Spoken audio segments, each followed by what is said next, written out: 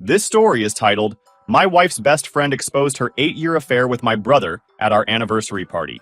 The USB drive she left behind exposed an even darker secret that made me realize our entire marriage was built on lies. Hey Reddit. So I, 36 male, a mechanical engineer working for a solid renewable energy firm. My wife, ex-wife now, Emma, 34 female, was a successful event planner with a knack for turning even the simplest ideas into grand affairs. We had a bright, funny 5-year-old daughter, Mia, who loved dinosaurs and insisted on wearing her explorer hat everywhere she went. People would see us together and smile, probably thinking we were the ideal family. For a long time, I believed that too. Emma and I met 7 years ago at a Green Tech Expo in San Francisco. I was there presenting a prototype for a solar-powered energy grid, and she was managing the event. My younger brother, Aaron, 34 male, introduced us. Aaron was always the charismatic one in the family, the guy who could charm his way out of a speeding ticket or talk his way into a VIP section he didn't belong in. At the time, he was dabbling in real estate and working on what he called his empire. He and Emma had hit it off while working together on some charity gala a few months earlier, so he figured we'd get along too. Josh, this is Emma, he said, flashing his signature grin. She's like way too good for you, but hey, maybe you'll get lucky. I laughed it off. We spent the rest of the evening talking about everything, our favorite movies, why she loved planning events, the solar project I'd been working on for years. I remember thinking, how is this woman even real? Aaron gave me a nudge as we were leaving. You're welcome, he said, as if he'd already won some imaginary matchmaking trophy. Emma and I started dating shortly after that night. It was fast and easy. Too easy maybe, but I didn't question it at the time. She had this way of making every moment feel special, like life was one big celebration waiting to happen. It wasn't long before I fell hard. Aaron was thrilled for us. You finally found someone who can keep up with you, he'd say. Though looking back, it was a strange comment coming from him. He was always around, helping me plan surprises for Emma, hyping me up whenever I doubted myself. When I proposed to her a year later, Aaron was the one who went with me to pick out the ring. He even suggested proposing during a weekend getaway to Napa, at a vineyard she'd mentioned loving. Life after the wedding felt like a dream. We bought a small but cozy house on the outskirts of San Jose. Emma threw herself into building her event planning business, while I worked my way up at my firm. She even designed Mia's nursery herself, filling it with pastel rainbows and stuffed animals that matched a theme I still don't fully understand. Aaron was always around. He'd pop by for dinner or help with odd jobs around the house. I'll admit it felt good to have him so involved in our lives. But if I'm being honest, there were moments that felt off. Sometimes when Aaron and Emma were together, their jokes seemed a little too inside, like they were sharing a secret I wasn't in on. Other times, Aaron would show up unannounced, acting a little too comfortable in our home. I remember once when Emma and I were arguing about her overspending on some party decorations. Aaron walked in and immediately sided with her. She's just trying to make life beautiful, Josh. Lighten up. It didn't feel right, but I brushed it off. Aaron was my brother. Emma was my wife. I had no reason to doubt either of them. Then Mia came along, and everything changed. If I thought life was busy before, it became a whirlwind after she was born. Late nights feeding her, early mornings rushing to work, and weekends spent trying to catch up on sleep, it all blurred together. Emma seemed to thrive in the chaos, juggling her business and motherhood like a pro. Meanwhile, Aaron became the fun uncle, swooping in with toys and treats, giving us a much-needed break. I thought we were a team, the three of us. Aaron had always been my rock growing up. After our parents died, he took on the role of the protector, even though I was technically the older brother. I trusted him with my life, just like I trusted Emma. Now I see how blind I was. I didn't question why Aaron knew so much about Emma's business trips, or why she would sometimes mention things to him that she hadn't told me. I didn't wonder why Aaron always seemed to know exactly what she wanted for her birthday, or why he'd go out of his way to help her with things I didn't even know she needed help with. I was too busy working, too busy trying to be the perfect husband and father, to notice the cracks forming right in front of me. People always say hindsight is 20/20, and I hate how true that is. If I'd paid closer attention, maybe I would have seen what was really going on. Maybe I would have asked more questions, dug a little deeper, but at the time all I saw was what I wanted to see. A happy family, a loving wife, and a brother I could count on. I had no idea how much of it was a lie. Things started to reveal about 2 years ago. Emma started spending more time on her event planning business, which I thought was normal. It had really taken off, and she was booking bigger clients, more elaborate events, and even landing out-of-town gigs. At first, I was proud of her. She'd always talked about wanting to be independent and successful, and she was finally making it happen. But then, the work started taking over. It was the little things at first. She used to always tell me about her day, funny stories about clients, or how her plans for an event came together. That stopped. If I asked how her day went, she'd just say, busy, and leave it at that. When I pushed for details, she'd say she was too tired to talk about work. I figured she just needed a break. Then came the girls' weekends. She told me her friends were planning spa getaways to unwind from the stress of work, and honestly, I didn't think twice about it. Emma didn't take a lot of time for herself, and I figured she deserved a break. But after the first few trips, it became more frequent. Every couple of months, there'd be another one. I started noticing other things too. She was glued to her phone constantly, but if I asked who she was texting, she'd just say it was a client or Clara, her best friend. She never used to hide her screen from me, but now she'd tilt it away or step out of the room to take calls. I told myself it was just part of her job. After all, clients could be demanding. Our intimacy took a hit as well. Emma had always been affectionate, but suddenly, she seemed distant. I remember one night, she came to bed in this really expensive lingerie I'd never seen before. She looked amazing, but when I made a move, she just said she was too tired and rolled over. That became the norm. She was either too tired or not in the mood, and after a while, I stopped trying. I told myself it was just a phase, that we were both busy with work and Mia, and we'd get back to where we were. The thing that really started eating at me, though, was how she seemed to talk to Aaron more than me. They were always close, but now it felt like he knew more about her life than I did. If she was stressed about a project, Aaron would show up with a box of her favorite dessert or take Mia out for the afternoon so Emma could relax. It was thoughtful, sure, but I couldn't shake this nagging feeling that I was being pushed out of my own marriage. There was this one night that really stuck with me. We were hosting a dinner party for some of her clients, and Aaron came over early to help set up. I was in the kitchen slicing vegetables when I overheard them laughing in the living room. Emma said something like, "You always know how to make me feel better." And Aaron replied, "That's what I'm here for." It shouldn't have bothered me, but it did.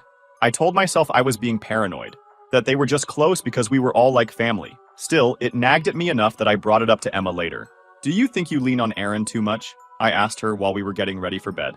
She looked at me like I'd just asked if the sky was green. "What are you talking about? He's your brother. He's just helping out. You should be grateful." I felt like an idiot for even mentioning, so I dropped it. But the uneasy feeling never really went away. Aaron, for his part, was always there with advice whenever I confided in him. If I mentioned that Emma seemed distant, he'd say, "She's under a lot of pressure. Just give her space." If I complained about the lack of intimacy, he'd laugh and say, "Welcome to married life, bro." He had this way of making me feel like I was overthinking everything, and I believed him because he was Aaron, my brother, my best friend. But it wasn't just Aaron. I started noticing Emma's behavior with Mia too. She'd always been a great mom, but now it felt like she was using Mia as a buffer. If we were having a tense moment, she'd suddenly suggest doing something with Mia, like going to the park or watching a movie. It was like she was avoiding being alone with me. Moving forward to our 7th anniversary party, the idea came to me months in advance. I wanted to do something special, something that would remind Emma of how much I loved her and bring us closer. Things had been weird between us lately, but I kept telling myself it was just a phase. A celebration might be exactly what we needed to shake off the tension. I decided to recreate one of our best memories, a weekend we'd spent at a vineyard in Sonoma back when we first started dating.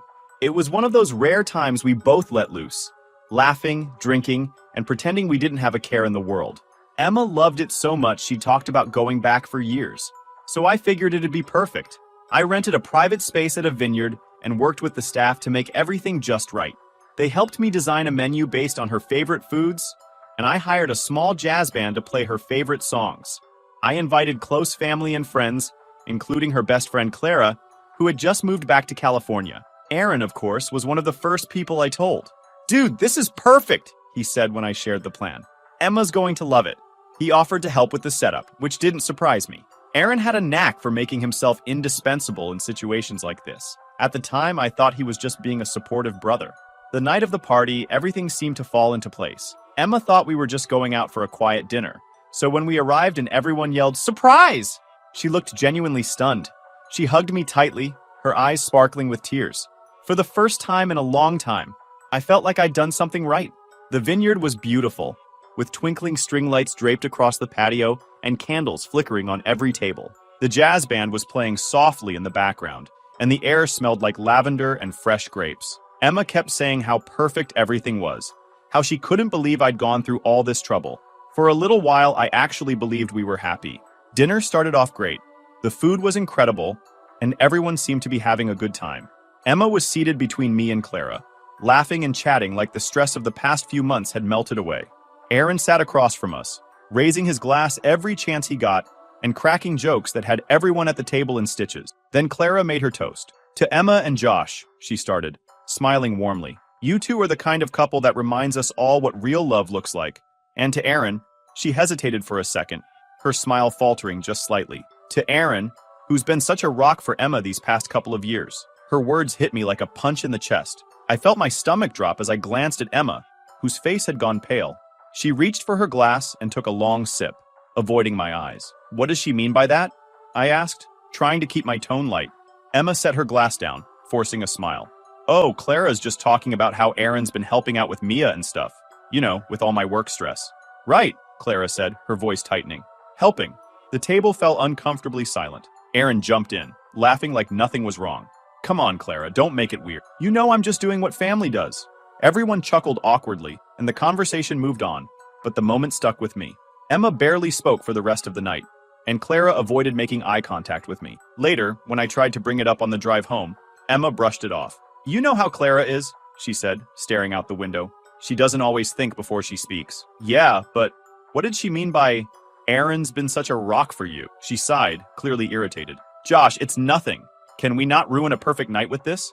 I let it go, but the uneasiness lingered. The next morning, Clara called. "Hey, can we talk?" she asked, her voice tense.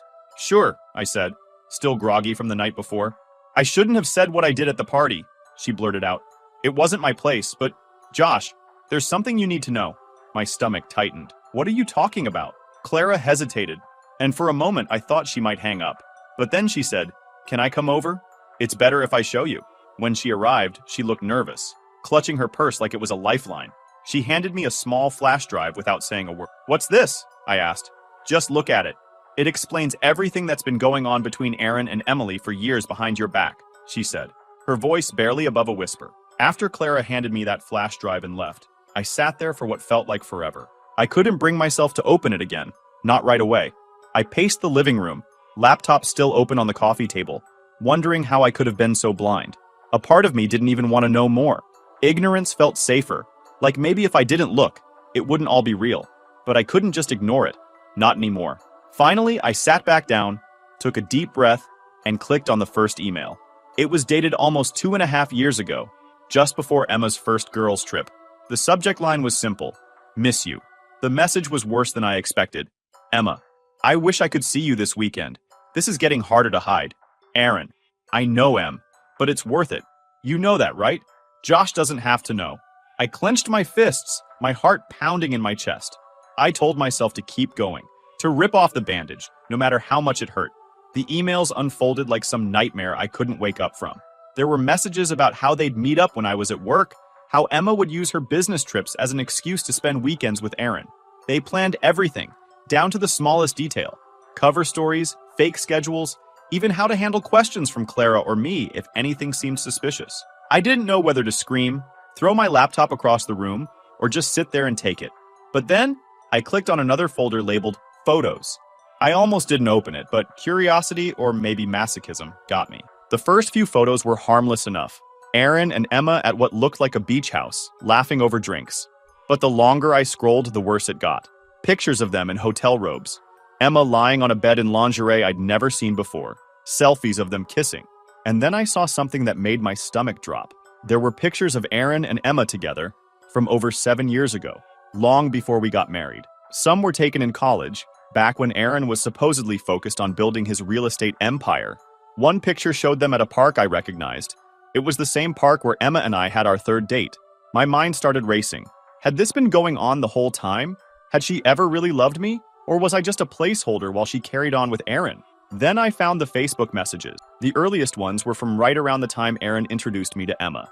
They talked about how it was the perfect plan. Aaron convinced Emma I was the safe choice, the stable, responsible older brother with a steady career, someone who could give her the life she wanted. One message from Aaron stood out like a slap in the face. "Aaron, you'll have everything you need with Josh. He's predictable." I'm not. but I'll always be here for you. I slammed the laptop shut and stormed into the kitchen, needing to do something, anything, to stop the thoughts swirling in my head. I grabbed a glass of water, my hands trembling so badly I spilled half of it on the counter. I felt like my entire life had been a lie. My marriage, my relationship with Aaron, none of it was real. It was all some twisted game they'd been playing behind my back. But it wasn't just about me. What about Mia? What if she wasn't even mine? That thought hit me like a brick wall, and I nearly doubled over. I sat down at the kitchen table, my head in my hands, trying to figure out what to do next. Should I confront Emma? Aaron? Both of them? Or should I wait, gather more information, and make sure I had all the facts? As if on cue, my phone buzzed. It was a text from Emma. Running late. Don't wait up. Love you. The nerve of her. The audacity to send me that message while I sat here drowning in the truth of her lies. I wanted to call her right then and there, to scream at her and demand answers, but I stopped myself. If I lost my cool, she'd have time to spin some excuse, to try and manipulate the situation. Instead, I called Clara. She answered on the second ring, her voice cautious. Josh, why didn't you tell me sooner? I asked, my voice cracking. There was a long pause before she replied. I didn't know how. I didn't even know if I should. Emma's been my best friend since college, but I couldn't keep lying for her. Not after I saw the emails. Lying for her? I repeated, my jaw tightening. She told me about the affair almost a year ago, Clara admitted. She said she was ending it, that she just needed time to figure things out. But then I saw the flash drive on her desk one day, and I couldn't ignore it anymore. I didn't know what to say. Part of me wanted to thank Clara for finally coming clean, but another part of me was furious that she'd kept this from me for so long. What else do you know? I asked finally. Clara hesitated again. Josh, it's not just the affair. There's more. You should check into Aaron's business. I don't think it's as legit as he makes it out to be. I didn't even know how to process that. First my wife, now my brother's career. What else were they hiding? After we hung up, I sat in silence, trying to piece everything together. I knew I couldn't let this go. If Aaron's business was involved, that meant the betrayal ran even deeper than I'd imagined. I grabbed the laptop again, this time opening a new folder I'd overlooked earlier. Financials. Inside, I found spreadsheets, invoices, and transaction records that didn't make any sense. Payments from Emma's event planning clients were being funneled into accounts linked to Aaron's real estate firm. Some of the documents were flagged with notes like transfer to offshore or split between accounts. It didn't take a genius to figure out what was going on. They weren't just having an affair. They were laundering money. I leaned back in my chair, completely numb. The betrayal wasn't just personal anymore. This was criminal. I knew then that I couldn't handle this alone. I needed to confront them, but I also needed help. This was bigger than just me now. I decided to confront Emma first. Aaron wasn't around, and I figured if I caught her off guard, she might slip up. Besides, I needed to see her face when she tried to explain it all. I wanted to hear her say the words, to admit what she'd done.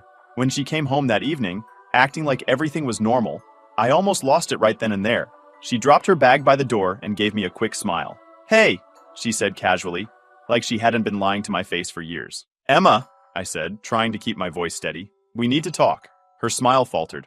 Okay, she said, walking into the living room. She sat on the couch, tucking her legs underneath her like she always did. What's up? I stayed standing, too angry to sit. I know about you and Aaron, I said, the words coming out harsher than I intended. Her face went pale, and for a moment, I thought she might actually deny it. But then she just looked down at her hands and whispered, How did you find out? That admission, those 4 simple words, felt like someone had just kicked me in the chest. No denial, no excuses. Just a quiet confirmation. I found the emails, the photos, everything, I said, my voice shaking. I didn't mean for it to happen, she said, her voice breaking. It just happened. Don't give me that, I snapped. This didn't just happen. You planned this. Both of you. I read the messages. You've been lying to me from the start. She started crying then, big heaving sobs that made me want to punch a wall. I never wanted to hurt you, Josh, she said. I swear I didn't. I love you. You love me? I laughed bitterly. You don't destroy someone you love, Emma.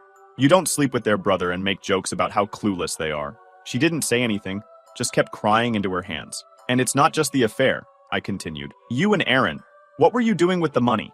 I saw the files. Were you using your business to launder money for him? Her head shot up then, her eyes wide. I didn't know, she said quickly. I didn't know what he was doing. I swear. Don't lie to me, I said, my voice rising. Not anymore. I have the evidence, Emma. You knew exactly what he was doing and you helped him cover it up. She shook her head, tears streaming down her face. Josh, please, I didn't mean for any of this to happen. I made a mistake, a horrible mistake. But I love you, and I love Mia. Can we try to fix this? Fix this? The words felt like a slap in the face. How could she even say that after everything she'd done? I don't even know who you are anymore, I said. The woman I married. The woman I thought I knew. She wouldn't have done this. Not to me. Not to her family. She didn't say anything after that. Just sat there crying while I walked out of the room. I couldn't look at her anymore. The next morning, I decided it was Aaron's turn. I didn't bother calling him first. I drove straight to his office, fueled by anger and adrenaline. When I walked in, his assistant greeted me with a bright smile. Hi, Josh. Here to see Aaron? I didn't even answer, just pushed past her and into his office. Aaron was sitting at his desk, scrolling through his phone. When he looked up and saw me, his face went blank for a moment. Then he leaned back in his chair, giving me that cocky grin he always used to get out of trouble. Josh, he said, spreading his arms like he was welcoming me to a family dinner. What's up? You know damn well what's up, I said, slamming the door behind me. He sighed, setting his phone down. Emma told you, huh? She didn't have to. I found the whole disgusting trail of lies you left behind. He didn't even flinch. Josh, I'm sorry. I never meant for you to find out this way. This way, I shouted. You're sorry I found out? That's what you're sorry about? Aaron stood up, holding his hands out like he was trying to calm me down. Look, I know this is bad. Bad? I cut him off. You slept with my wife. You've been screwing her for years, and you think bad even begins to cover it? What the hell is wrong with you? He had the audacity to look offended. Josh, it's not that simple. Emma and we have history. History? I spat. You mean the history where you convinced her to marry me because I was the stable choice? The history where you used me as your safety net while you two carried on behind my back? Aaron's face hardened then, the fake remorse gone. You don't understand, he said. You've always had everything, Josh. The career, the perfect family, the respect. Emma and we were real. But she needed stability, and you could give her that. His words hit me. You used me, I said, my voice barely above a whisper. You used me to give her the life you couldn't. I didn't mean for it to go this far, he said, his voice softening again. But Josh, you have to understand. Emma loves you too. She really does. I couldn't take it anymore. I turned and walked out of his office, ignoring his calls for me to come back. That night, as I sat alone in the living room, I realized there was no coming back from this. Emma and Aaron didn't just betray me, they destroyed everything I thought I knew about my life. And yet, a small, nagging thought kept creeping into my mind. What about Mia? What if she wasn't even mine? I didn't want to believe it, but after everything I'd learned, I couldn't just brush it off. I decided then and there to get a paternity test. I needed the truth, no matter how much it hurt. Because at this point, the lies had already done enough damage. The day I sent off the paternity test for Mia, I felt like I'd hit rock bottom. Waiting for the results was torture, but I couldn't sit around and do nothing. In the meantime, things at home were unbearable. Emma was still staying in the house, which made every interaction a ticking time bomb. She tiptoed around me like she was walking on glass, constantly asking if we could talk. I refused. I couldn't look at her without feeling a mix of rage and disgust. Mia, thankfully, seemed oblivious to the chaos. She was too young to understand what was happening, but every time she called me daddy or asked me to play with her, it tore me apart. I kept wondering, what if she's not mine? What if Aaron took that from me too? One night, Emma cornered me in the kitchen while Mia was asleep. Josh, she said softly, blocking my path to the fridge. I know you're angry, and you have every right to be. But we need to figure out what we're going to do, for Mia's sake. For Mia's sake, I snapped. You didn't care about Mia's sake when you were sneaking around with Aaron. You didn't care about her when you were lying to me every day for 2 years. Or however long it's been. Emma flinched, but didn't back down. I made a mistake, okay? A huge, unforgivable mistake. But Mia doesn't deserve to lose both her parents over this. Lose both her parents? I laughed bitterly. That's rich coming from you. If she loses anyone, it'll be because of you and Aaron, not me. She started crying, but I didn't care. I walked out of the kitchen, leaving her standing there with her fake tears and her fake remorse. The next morning, I gathered all the evidence, the flash drive, and took it to the police. I didn't care what it meant for Emma or Aaron. They'd made their choices. Now they had to face the consequences. The officers I spoke to took me seriously right away.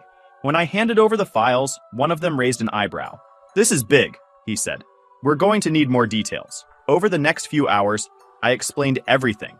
How I'd discovered the affair, the financial records. By the time I left the station, I felt drained, but oddly relieved. Later that day, The paternity test results arrived. My hands shook as I opened the envelope, my heart pounding so loudly I could barely hear myself think. The results were clear. Mia was mine. It was the first good news I'd had in what felt like forever. No matter what else Emma and Aaron had done, Mia was my daughter. That was one thing they couldn't take away from me. But the relief was short-lived. That evening, the police showed up at our house with a warrant. Emma was arrested on charges of money laundering and conspiracy. She sobbed as they led her away, begging me to believe she didn't know what Aaron was really doing. I didn't say a word. Aaron wasn't so lucky. He was arrested at his office later that week, along with 2 of his business partners. The divorce process was as grueling as you'd imagine. After Emma's arrest, I filed immediately. There was no point dragging it out. I knew there was no salvaging what was left of our marriage. Every meeting with my lawyer felt like reliving the nightmare all over again. We went through financial records, property disputes, custody arrangements, and more evidence of Emma's betrayal than I ever wanted to see. To her credit, or maybe out of guilt, Emma didn't fight me on most of it. Her lawyer reached out a few times, trying to negotiate some form of shared custody for Mia, but I shut that down instantly. With her legal troubles and the mess she'd made, there was no way I was going to let her have any influence over Mia's life. When we finally went to court, Emma barely spoke. Her lawyer argued that she was a first-time offender and that her involvement in Aaron's schemes was limited, but it didn't matter much when it came to the divorce. The judge granted me full custody of Mia, citing Emma's criminal charges as evidence that she wasn't fit to parent. As for the financials, Emma's lawyer tried to argue that she deserved a portion of my assets since her business was tied up in Aaron's mess. That was laughable, considering her business had been used to launder money. The judge sided with me, leaving Emma with nothing but her legal battles to deal with. Now it's been 6 months since my world turned upside down, and I still don't know how I've made it through. Emma's been out of the picture since her arrest. The last time I saw her was in court during one of the early hearings. She looked nothing like the woman I married. I didn't feel sorry for her. Not anymore. It was just emptiness. She didn't look at me the entire time, and I wasn't about to make it easier for her. Her lawyer's been pushing for a plea deal, which doesn't surprise me. First-time offender, supposedly coerced by Aaron. It's the same song and dance. But even if she gets a lighter sentence, it's hard to imagine a world where she comes back into our lives. After everything she's done, I don't see how she could. Aaron, on the other hand, is locked away with no sign of a deal. His fraud case blew up in the media after the police uncovered just how many people he scammed. Turns out it wasn't just small-time clients. He'd been screwing over bigger investors, including some who had the power and resources to make sure he paid for it. Last I heard, he's facing at least 8 years behind bars. Good riddance. Mia's the one keeping me sane through all of this. She doesn't fully understand what's happened, but she knows things aren't the same. She stopped asking about Emma a couple of months ago, and I'm not sure if that's a good thing or not. She's adjusted quicker than I expected. Emma's parents have been surprisingly supportive, which has been weird. I expected them to defend her or try to justify what she did, but instead, they've been apologizing nonstop. Her dad even offered to help with Mia's school tuition, saying it was the least they could do after what Emma put me through. She's still my daughter, he told me over the phone one night. But I can't defend what she did. I raised her better than this. Last week, I decided it was time to sell the house. It's too big for just Mia and me, and honestly, I can't stand the memories tied to it anymore. As I write this, I'm sitting in the new house. There are boxes everywhere, and Mia is asleep upstairs in her new room. It's smaller than her old one, but she loves it because it has a little window seat where she can sit and read. For the first time in months, I feel hopeful. I'm not over what happened. I don't think I ever will be, but I'm learning to live with it, to move forward one step at a time. Emma and Aaron might have broken my trust, but they didn't break me. And as long as I have Mia, as long as I keep showing up for her, I know I'll be okay. Life isn't perfect, but it's mine. And for now, that's enough.